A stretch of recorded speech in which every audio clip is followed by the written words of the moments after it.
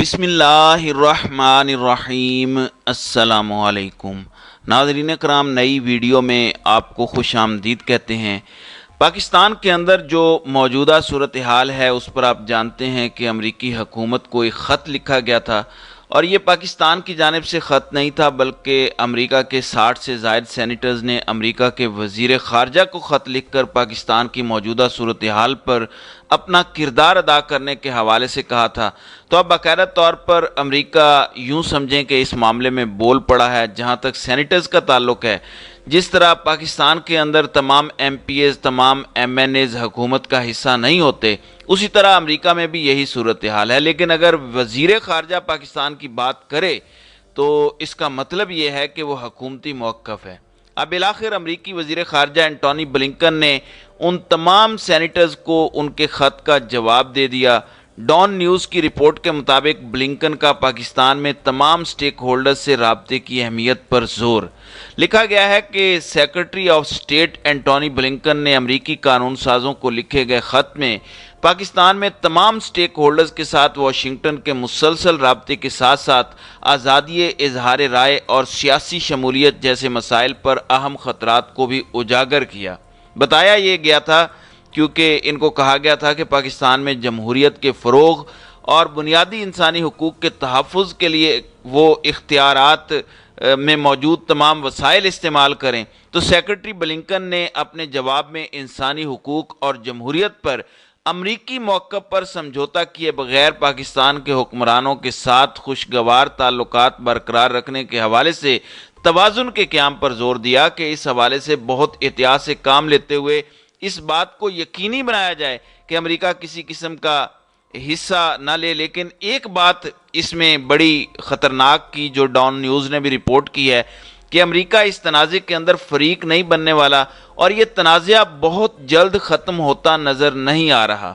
اب امریکہ اگر یہ بات کر رہا ہے کہ یہ تنازع بہت جلد ختم ہوتا نظر نہیں آ رہا، تو امریکہ یہ بات کیوں کر رہا ہے؟ اور کیا یہ بات پاکستان کے لیے کوئی الارمنگ ہے؟ ہمیں اس پر کانشیس ہونا چاہیے کہ امریکہ ایسی بات کیوں کر رہا ہے۔ کیا پی ٹی آئی کے ساتھ جاری فائٹ جو ہے وہ ایک لمبا عرصہ چلنے والی ہے؟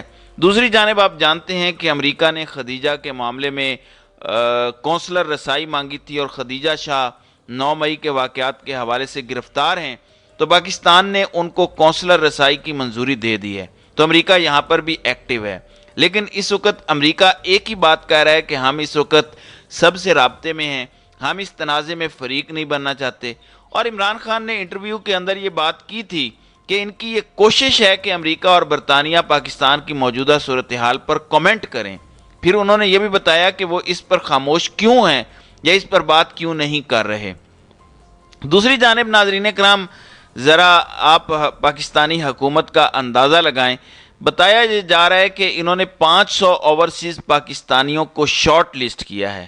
500 لوگوں کے نام آ گئے ہیں جن کے متعلق بتایا گیا ہے کہ یہ وہ اوورسیز پاکستانی جو پاکستان سے باہر ہیں لیکن وہ ریاست مخالف سرگرمیوں میں ملوث ہیں۔ یہ خبر دنیا نیوز کی ہے۔ کہا جا رہا ہے کہ ریاست مخالف سرگرمیوں میں ملوث 500 سے زائد پاکستانیوں کو شناخت کر لیا گیا۔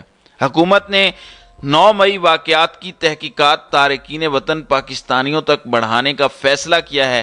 کہا گیا ہے کہ ان کو پاکستان واپس لایا جائے گا، یا اگر وہ وہاں بھی ہیں تو وہاں ان ممالک میں بتایا جائے گا انہوں نے شہریت کیسے حاصل کی۔ میرے خیال میں ہم جن چیزوں میں پڑھ رہے ہیں اس سے ہم صرف دنیا میں اپنا مذاق ہی بنوائیں گے۔ ہمارے گھر کی باتیں ہمارے گھر کے اندر رہیں، گھر میں اچھے طریقے سے سالو کر لی جائیں تو بڑی اچھی بات ہے۔ اور اگر ہم اس طرح سے رسائی کر کے حاصل کر کے آگے بڑھیں گے تو اس کا کوئی اینڈ ریزلٹ نظر نہیں آتا، کیونکہ آلریڈی آپ کے ملک کا انسانی حقوق کے حوالے سے بیرونی دنیا میں کوئی اچھا امیج نہیں ہے کہ آپ وہاں رابطہ کریں اور وہ آپ کی باتوں پر کان دھریں۔ بہرحال جو بھی ہے پاکستان کے لیے بہتر ہو۔ اب یہی بات جیو جنگ نے بھی کہی ہے کہ حکومت نے 9 مئی کے واقعات کی تحقیقات کو تارکین وطن پاکستانیوں تک بڑھانے کا فیصلہ کیا ہے۔ ریاست مخالف سرگرمیاں 500 اوورسیز پاکستانیوں کی شناخت ہو گئی۔ ان 500 پاکستانیوں کی شناخت کا مطلب ہے کہ کیا آپ ان کے پاسپورٹ کو منسوخ کریں گے؟ کیا ان کی پاکستان میں جائیدادیں سیز کر دیں گے؟ تو کیا کریں گے؟ کوئی روڈ میپ بھی تو ہو۔ میرے خیال میں یہ سب تحمل سے کرنے والا کام ہے، کہیں ایسا نہ ہو کہ ہم منزل حاصل کرنے کے چکر میں منزل سے دور ہی ہو جائیں۔ پاکستان پہلے ہی بہت کرائسس میں ہے، ہمارے بڑوں کو بیٹھ کے بڑے اچھے طریقے سے سوچ بچار کرنی چاہیے، اس مسئلے سے ہمیں نکلنا چاہیے، بجائے اس کے کہ ہم اس مسئلے میں ہر گزرتے دن کے ساتھ مزید گھستے جائیں۔ جتنا ماحول گرم کریں گے اتنی ہی حکومت کو نقصان ہوگا۔ دوسری جانب ناظرین کرام، آپ جانتے ہیں کہ استحکام پاکستان پارٹی کو کل لانچ تو کیا گیا، بہت سے سوالات ہیں، پارٹی تو بند گئی ہے، لیکن انٹرنیشنل میڈیا اسے نہیں مان رہا۔ بی بی سی سے متعلق میں نے آپ کو گزشتہ ویڈیو میں بتایا، اب انڈیپینڈنٹ اردو والے یہی بات کر رہے ہیں کہ وہاں پر یہی لگ رہا تھا جیسے سب لوگوں کو زبردستی بٹھایا گیا ہے، یا ان لوگوں کو ایک نوکری کروائی جا رہی ہے جو ان کی پسند کی نہیں ہے۔ اب اس پر سب سے بہتر سراج الحق نے تبصرہ کیا۔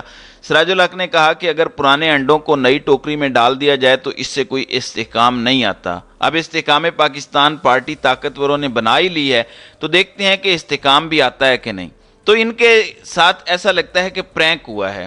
اس کے بعد انہوں نے میڈیا سے بھی گفتگو نہیں کی، پھر وہاں موجود رپورٹرز، بالخصوص انٹرنیشنل میڈیا نے یہ لکھا کہ وہاں موجود لوگوں نے جہانگیر خان ترین کو یا علیم خان کو اپنا لیڈر کسی طور پر ڈائجسٹ نہیں کیا۔ پھر آپ دیکھیں کہ استحکام پاکستان پارٹی کی لانچنگ کے بعد جہانگیر خان ترین نے کوئی 20 گھنٹے پہلے فیس بک پر پوسٹ ڈالی، کل 16,000 لوگوں نے اس پر ریئیکٹ کیا، جس میں 10,000 لوگوں نے اس کا مذاق بنایا، 1,500 لوگوں نے غصے کا اظہار کیا، 4,000 نے لائک کیا اور صرف 500 لوگ ایسے تھے جنہوں نے ویلکم کیا۔ اسے آگے چل کے جو کامنٹس دیے گئے وہ ہزاروں میں تھے، اور اس میں 90% کامنٹس ایسے تھے جو ان کے اپنے خلاف تھے، یا یوں آپ سمجھیے کہ عمران خان کے حق کی بات کر رہے تھے۔ اب اس سے اندازہ لگائیے کہ گراؤنڈ میں اصل پاپولیرٹی ہے کیا۔ یہی وہ وجہ ہے کہ سب لوگ کہہ رہے ہیں کہ ٹھیک ہے، آپ نے پارٹی بھی بنا لی، پارٹی بنانے کے بعد آپ نے عمران خان کو عملاً مائنس بھی کر دیا، لیکن اس سب کے باوجود بھی سوال صرف ایک ہے کہ آپ کی اپنی مقبولیت کیا ہے؟ ایون اس پارٹی کے بنانے والے طاقتوروں کی مقبولیت کیا ہے؟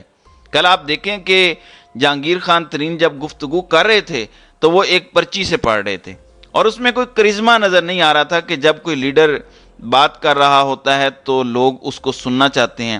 میرے خیال سے جہانگیر ترین سے بہتر گفتگو علیم خان نے کی، لیکن ظاہر ہے جہانگیر ترین بڑے جہاز والے ہیں، ان کے پاس بڑا پیسہ ہے، تو لیڈرشپ فی الحال ان کے پاس رہے گی، لیکن کیا کامیاب بزنس مین ہونے کے ناطے جہانگیر خان ترین ایک کامیاب لیڈر بھی ثابت ہوتے ہیں؟ یہ بڑا اہم سوال ہے۔ لودھرا کی سیٹ جیتنا ان کے لیے مشکل ہے، تو باقی لوگوں کا کیا حال ہوگا؟ میرے خیال سے یہ کسی نہ کسی حد تک نقصان پہنچائیں گے، تحریک انصاف کا ووٹ توڑیں گے، لیکن پاکستان تحریک انصاف کا ووٹ توڑنے کا فائدہ یا نقصان کس کو ہوگا یہ آنے والا وقت بتائے گا۔ بات صرف اتنی ہے کہ بہت سے لوگ کہہ رہے ہیں کہ تحریک انصاف کو سپیس ملتی ہے یا نہیں ملتی، تحریک انصاف کو کھل کے ایکٹیویٹی کرنے کا موقع ملتا ہے یا نہیں ملتا، یہ سب سے اہم ہے۔ ان کے جانے سے بھی عمران خان کو کوئی فرق نہیں پڑے گا۔ دوسری جانب ہم کل سے سن رہے تھے کہ پرویز خٹک بھی اپنی سیاسی جماعت بنا رہے ہیں، اے آر وائی نے بھی دعویٰ کیا۔ اب ان کے بیٹے اسحاق خٹک، وہ تو عمران خان کی تصویریں بھی لگا رہے ہیں، تحریک انصاف کے کینڈیڈیٹ بھی ہیں، ان کے مطابق پرویز خٹک کوئی سیاسی جماعت نہیں بنا رہے۔ اگر سیاسی جماعت نہیں بنا رہے تو کیا کوئی سیاسی گروپ بنا رہے ہیں؟ ایک بات تو طے ہے کہ جو پرویز خٹک نے عوامی سطح پر کہا کہ وہ پاکستان تحریک انصاف کے عہدوں سے سبکدوش ہو رہے ہیں، تو اب تحریک انصاف کے ساتھ چلنا ان کے لیے مشکل ہوگا، کیونکہ عمران خان نے ایک میٹنگ میں ضرور یہ بتایا ہے کہ کوئی عہدہ چھوڑ کے جا رہا ہے یا پارٹی چھوڑ کے جا رہا ہے، وہ دونوں ان کے لیے برابر ہیں۔ لیکن اگر اس بات کے پیچھے چھپنے کی کوشش کی جائے گی کہ ہم نے صرف عہدہ چھوڑا ہے، تو میرے خیال میں اس سے کوئی بات بنے گی نہیں۔ تو ناظرین کرام، آپ کی اس ویڈیو کے حوالے سے کیا رائے ہے؟ آپ اپنی رائے کا اظہار کامنٹ سیکشن میں ضرور کیجئے گا۔